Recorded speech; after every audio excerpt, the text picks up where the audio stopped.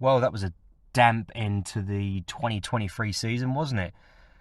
I mean, what a season we've had, to be honest with you. I mean, look, we've got the new Gen 3 car, we've had new teams join the sport, new drivers, we've had controversy with commentators and presenting staff having to leave. We've had a new land speed record achieved as well. This has been an absolutely fantastic year for the sport. I mean, it's just a shame it had to end the way it did. I mean, look at it. But hey ho, no one likes to see any form of racing behind a safety car, but that's just the way it goes, unfortunately. So, but hats off to Jake Dennis and the guys over at Envision. It's been a fantastic year for them, and they really deserve the wins. So good for them, and well, let's bring on 2024. So, and I think the big thing for me this season is that new 2023 Gen 3 car. I mean, that's really sort of piqued my interest in what the sport can bring and how they can develop that car over the coming years anyway. And certainly with the Gen Beta car that we saw set the record, I mean, it just goes to show a few software mods and a few tweaks here and there, we could have four-wheel drive racing at some incredible pace. So, and to be fair, I think that's what we lacked. I think that's what we lacked seeing at London. Certainly on Sunday with those wet weather. I mean, if you look at the final timing screens, it was pretty much just a case of business as usual from the starting grid, which is quite a shame, really. The only real loser, I suppose, not really any real losers from the day, but was Van Dorn having to go in for a new set of rear tyres.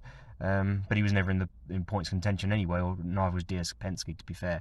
But I mean, wow! I mean, it's been a good season. There's been a lot to talk about. I just wanted to just put something out there quickly before I start making some proper content this year.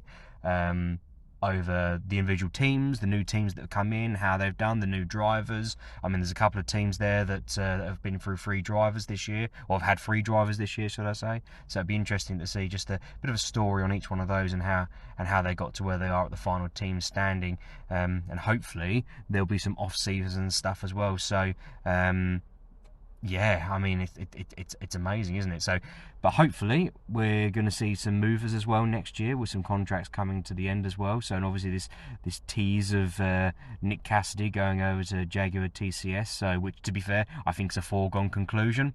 But yeah, I would like to do some content on the controversy.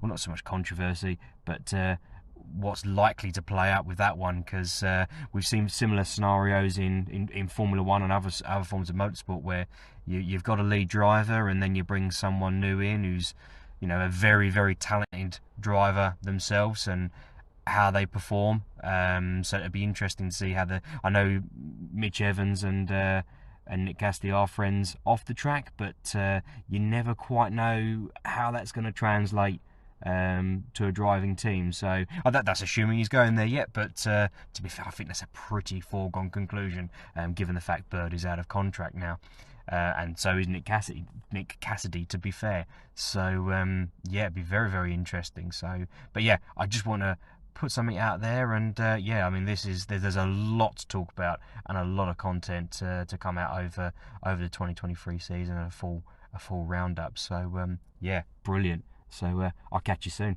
Here's what I'd like everybody to do. Let's follow red flag procedures. Let's park in front of your garage and park.